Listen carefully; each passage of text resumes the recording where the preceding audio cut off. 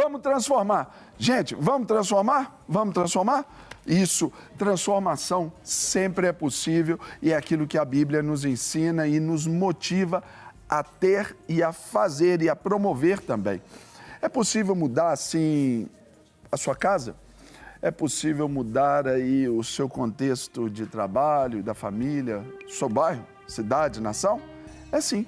Aqui a Bíblia está nos dizendo em 1 Reis, capítulo 17, versículo 1, e diz assim: Então Elias, o tisbita, que habitava em Gileade, disse a Acabe, rei lá de Israel: Vive o Senhor, Deus de Israel, em cuja presença estou, que nestes anos não haverá orvalho e nem chuva, senão segundo a minha palavra.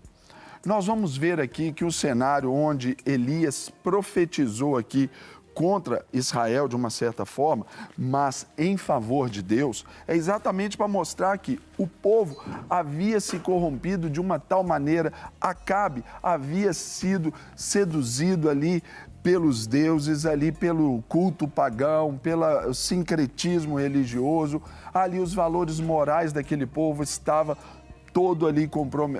todos comprometidos ali. Então, o cenário era bem próximo do que hoje nós estamos vivendo.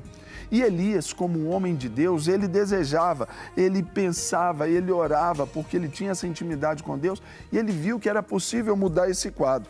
Mas como que é possível uma grande obra começar a partir de nós? Qual é o seu desafio aí de hoje? Sua família está desmoronando? Você, no seu trabalho, está enfrentando grandes pressões? Você aí tem sonhos de alcançar as pessoas, mudar a realidade, seja social, seja comportamental aí do meio onde você está inserido?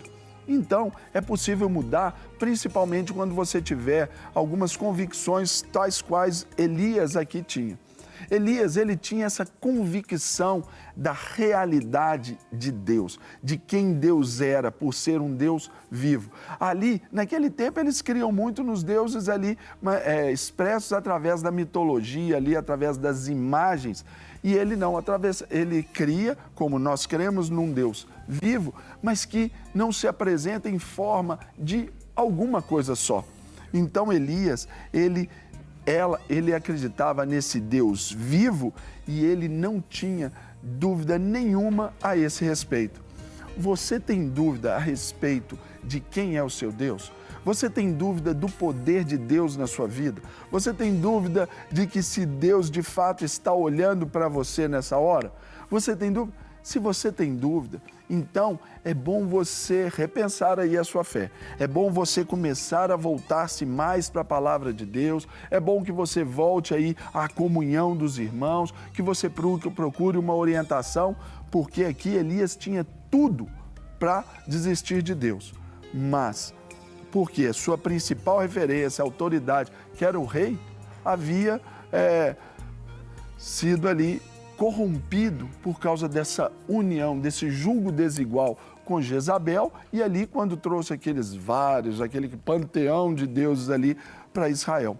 Então, aqui para a gente transformar, a começar da nossa própria vida, nós precisamos ter a convicção da realidade de quem Deus é e de que Ele de fato, Ele existe e que Ele é galardoador daqueles que o buscam. Você tem buscado a Deus? Bom, porque se você não tem buscado a Deus, o segundo ponto para a gente transformar, aí vai se complicar um pouquinho mais. Se é para a gente transformar, nós precisamos ter a convicção absoluta de que somos representantes de Deus aqui na terra. Quando ele chegou aqui para Acabe, o rei, ele disse: Tão certo como vive o Senhor, perante cuja face eu estou. Ou seja, ele sabia que ele estava ali diante do rei, estava falando para o rei, mas ele estava diante de Deus primeiramente. E ele sabia que ele havia sido comissionado para representar Deus. E Deus, pasmem, Deus, ele usa pessoas comuns. Ele não quer saber de tantos diplomas, tanto é que Deus, através do apóstolo Paulo, diz que ele escolhe as coisas que não são para confundir as que são, ele escolhe as coisas loucas para confundir as sábias, exatamente para ter essa contramão, para nos mostrar que sempre o poder é dele, mas que ele ainda assim decidiu operar através de nós. E você tem se deixado ser esse representante de Deus? Você tem sido aí um representante autêntico, um embaixador do reino onde você está? Se você quer transformar, saiba que ele existe, dê essa certeza, tenha essa certeza e tenha certeza de que ele te escolheu onde você está e onde você foi colocado. Deus, ele não quer que você seja representante quando Deus, ele já te escolheu como um representante hoje. Então, represente o Deus que você serve. Por quê? Deus, ele não vai querer ativismo. Deus, ele não vai querer, ele sabe como nós reagimos às nossas crises. Por isso que ele vai nos colocar, ele vai nos convocar ao seu serviço exatamente para a gente aprender a lidar com a crise, dependendo dele, sabendo que ele vive e tendo a certeza que aquilo ali vai ajudar a impactar as pessoas que estão ao nosso redor. Eu ouvi uma frase esses dias na internet que eu gostei muito. Se você fosse julgado por ser um cristão, haveria provas suficientes para te condenar? Uau, não é? Aí ia ser difícil até estabelecer uma defensoria, não é verdade? Porque a promotoria ia ser tão forte que a gente ia ser condenado como cristão. Então, você tem essa convicção? Então, pense, se quer transformar, tenha essa legitimidade aí quanto ao que Deus te escolheu para fazer, que é ser o seu representante. Outra coisa que a gente aprende aqui para a gente transformar a nós mesmos, o nosso meio, aqueles que estão à nossa volta, é ter a convicção que o poder de Deus, ele está à nossa disposição, mas não segundo o nosso querer, mas segundo o querer dele. Olha só o que aqui o texto está dizendo. Nem o orvalho, nem a chuva haverá nestes anos, segundo a minha palavra. Como é que Elias poderia ter tanta certeza a respeito disso? Seria ele talvez um vidente? Seria ele talvez ali um sensitivo?